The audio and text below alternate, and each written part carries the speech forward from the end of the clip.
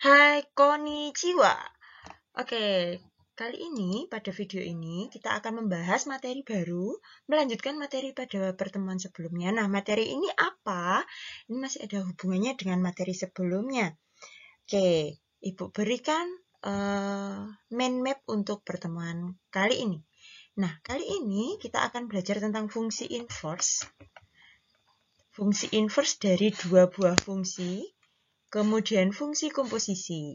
Nah, pada pertemuan selanjutnya kita akan membahas inverse dari fungsi komposisi. Nah, perbedaannya apa? Silahkan simak video pembelajaran berikut ini. Let's start to study. Nah, kita akan memulai terlebih dahulu apa itu fungsi inverse. Nah, tetapi sebelumnya kita akan belajar bagaimana sih fungsi yang memiliki inverse itu. Suatu fungsi f memetakan A ke B akan mempunyai inverse atau f pangkat min 1 atau kita baca dengan fungsi inverse yang memetakan dari B ke A. Jika fungsi f itu merupakan fungsi yang bijektif atau berkorespondensi satu-satu. Jadi inverse itu ada ketika fungsinya itu bijektif. Nah, bisa dicek syaratnya ini. Nah, fungsi bijektif itu apa? Sudah kita pelajari di pertemuan sebelumnya. Atau silahkan pelajari ulang video mengenai sifat dan jenis-jenis fungsi. Kemudian, nah kita akan menyimak gambar berikut. Pada setiap gambar, ada 3 gambar di sini. Gambar 1, gambar 2, dan gambar 3. Fungsi yang memiliki inverse adalah fungsi pada gambar 2 saja. Mengapa? Karena pada gambar 3 itu domainnya dibatasi, misal X-nya lebih dari 2. Misalnya ini lebih dari 2, baru dia adalah fungsi bijektif. Karena di sini ternyata ada 2 nilai. Kemudian kalau fungsi 1 sama, ini ada 2 dan 3 itu memiliki temannya itu hanya 1. Jadi istilah yang biasa kita sebut adalah B-nya itu selingkuh, seperti itu. Nah, oleh karena itu, pengertian fungsi inverse itu secara umum, jika fungsi f memetakan domain fungsi ke range adalah fungsi bijektif, maka inverse dari fungsi f adalah fungsi f inverse yang didefinisikan sebagai f inverse itu memetakan range dari f ke domainnya, jadi dibalik. Nah, misalkan di sini ada gambar fungsi. Nah, di sini adalah fungsinya itu memetakan dari A ke B. Nah, kebetulan ini adalah fungsi bijektif karena korespondensi satu-satu. Setiap A memiliki kawan tepat 1 di B, begitu pula sebaliknya. Oleh karena itu, kita dapat tampilkan dalam bentuk himpunan berurutan, yaitu 1 dipasangkan dengan 4 sehingga ditulis 1,4, 2 dipasangkan 5 sehingga ditulis 2,5, 3, 6 sehingga ditulis 3,6. Nah, inverse-nya bagaimana? Inverse-nya itu kita balik, kita bacanya dari himpunan di B. Sehingga kita bacanya dari B sini, sehingga 4,1, 5,2, 6,3. Jadi, kalau fungsi f itu kita dari domain ke range, sedangkan inverse itu berasal dari range ke domain. Nah, bagaimana menentukan untuk rumus fungsi inverse itu sendiri? Oke, kita simak gambar berikut. Nah, ini ada 2 fungsi. X dipetakan oleh fungsi f menjadi y. Nah, pada diagram ini fungsi yang memetakan R ke R, sehingga inverse-nya juga R ke R. Nilai fungsi f itu dinyatakan sebagai fx atau y. Jadi hasil dari x ini ketika dipetakan oleh f diperoleh y. Nah, sehingga inverse-nya f inverse dari y ini, y itu nanti hasilnya berapa sih kalau misalnya diperoleh dari f? Nah, hasilnya adalah X. Maka ini dibalik. Nah, karena kita sudah mempelajari tentang konsep dari fungsi inverse, di mana fungsi inverse itu adalah kebalikan dari fungsi. Jadi, kalau biasanya dipetakan dari A ke B, itu kita balik, bacanya dari B ke A. Oleh karena itu, kita masuk ke contoh soal. Tentukan rumus fungsi inverse dari fx sama dengan 3x plus 5 jika f itu memetakan dari R ke R. Nah, sehingga kita misalkan terlebih dahulu di mana fx yang ada di sini itu adalah y. Sehingga 3x plus 5 itu sama dengan y. Ketika kita kurangkan kedua ruas dengan negatif 5, jadi ini ke sini itu dikurangi 5 untuk kedua ruasnya, sehingga diperoleh 3x itu sama dengan y min 5.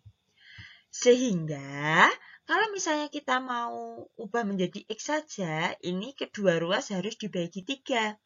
Sehingga diperoleh x sama dengan 1/3 dikalikan dengan y min 5. Nah, x itu siapa? Nah, x itu adalah f inverse dari y, dari fungsi tadi. Nah, karena ini y, maka ini juga y. Nah, sehingga kita peroleh fungsi inverse dari fx sama dengan 3x plus 5 adalah f inverse x sama dengan 1/3 dikalikan x min 5. Loh, ini kok x? Nah, ini berubah dari x ketika ininya x. Tetapi kalau ininya y, ya ini berubah jadi y. Jadi disesuaikan dengan yang ada di dalam kurung ini.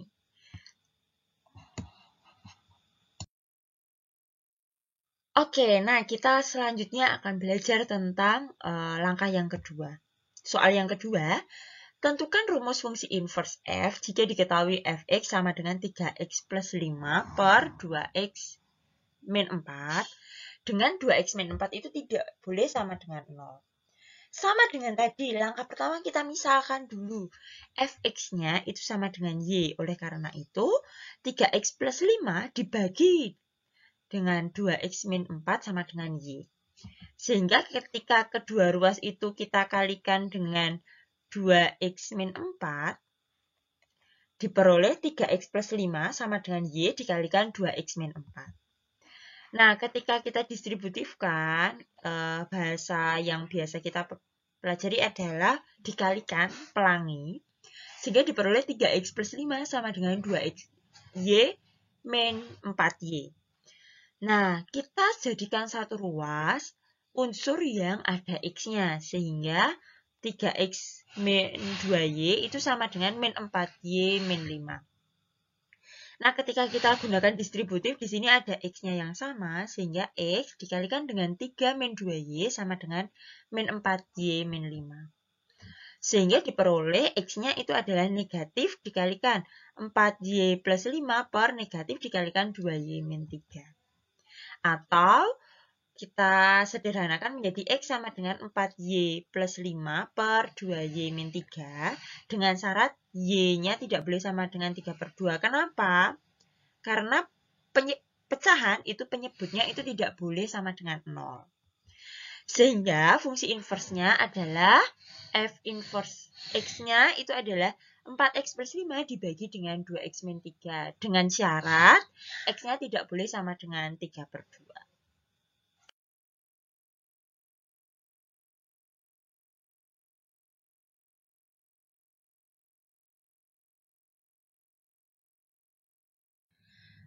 Oke, tadi kita sudah belajar tentang fungsi inverse. Sekarang kita belajar tentang fungsi komposisi. Nah, definisinya itu bagaimana?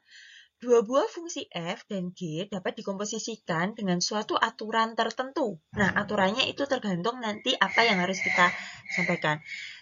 Dan akan menghasilkan suatu fungsi baru. Nah, fungsi barunya ini disebut dengan fungsi komposisi.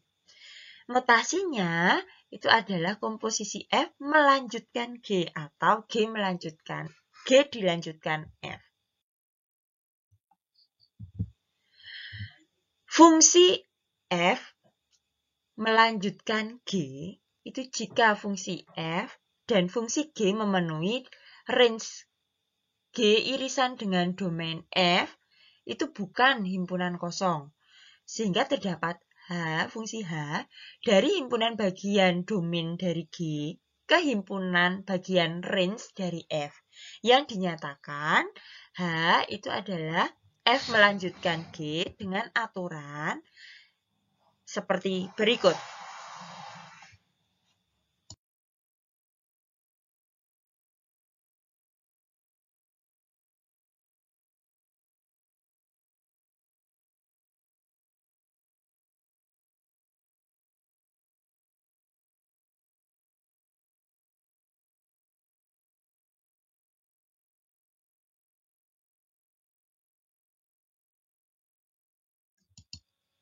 Nah, sedangkan fungsi G melanjutkan F itu terjadi jika fungsi F dan fungsi G memenuhi range F irisan dengan domain G bukan merupakan himpunan kosong.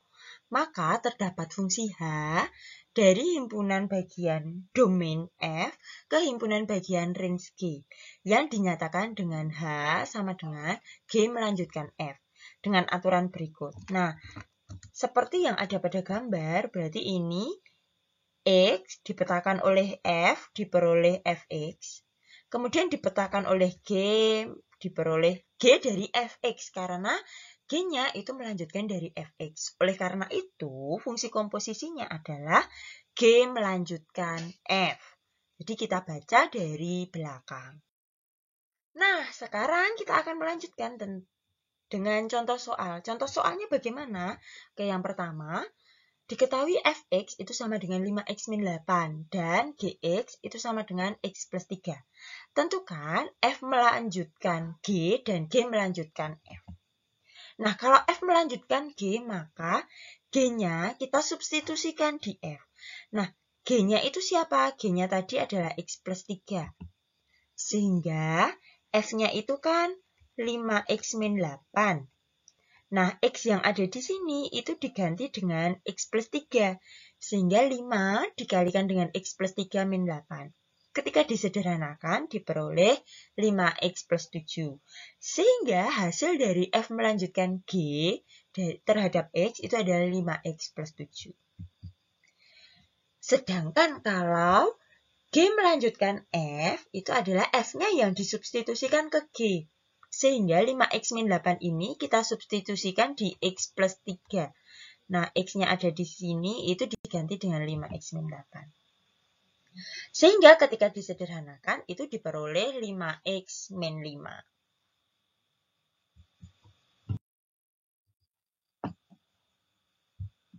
Nah, sekarang untuk yang contoh kedua, diketahui fungsi fx itu sama dengan 3x plus 2. Tentukan yang pertama Gx, jika F melanjutkan G-nya itu diperoleh 17 min 12X. Yang kedua, Gx tetapi yang diketahui itu G melanjutkan F, hasilnya adalah 8 min 6X. Oke, kita yang pertama dulu. Jadi, Fx itu ada di sini, sehingga F-nya yang diketahui. Nah, sehingga F melanjutkan G-nya itu kan diperoleh 17 min 12X. Padahal di sini adalah Fgx, di mana yang kita tahu adalah F-nya. Nah, maka X yang ada di sini ini diganti dengan Gx. Oleh karena itu diperoleh 3 dikalikan Gx plus 2 sama dengan 17 min 12X. Nah, kalau disederhanakan diperoleh Gx-nya adalah 5 min 4X. Nah, ini langkah sederhana jika yang diketahui itu yang di depan. Selanjutnya, kalau yang diketahui adalah yang belakang. Nah, maka